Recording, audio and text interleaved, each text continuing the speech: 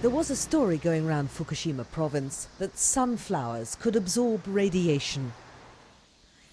Yoshiro Watanabe has more faith these days in his Geiger counter. He patrols his neighborhood, checking for hotspots where radiation levels are over the safe limit.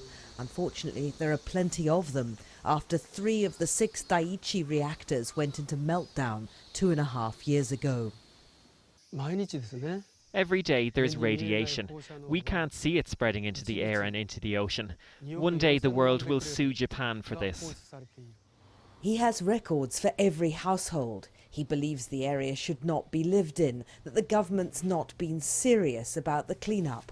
But the locals are crisis fatigued. It's been nearly 3 years and nothing really bad has happened to people here, so they've started to think there isn't a problem. But radiation takes 20 years to become a problem. And at the nearby beach, despite news that highly radioactive water's leaching into the sea, locals are cooling off. They told us they were philosophical. Everywhere now was radioactive. They can't escape it. The stricken Daiichi nuclear plant is 35 kilometers up the coast that way, and this beach only opened to the public in July.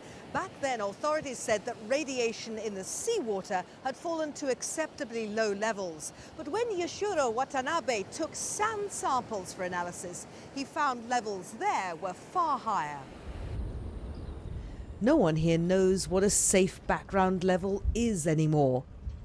The Japanese are now part of a massive non-consensual experiment on radiation exposure.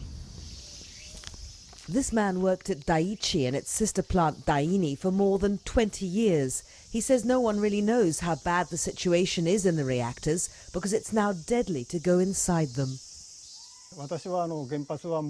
I personally believe that nuclear power and humans cannot coexist.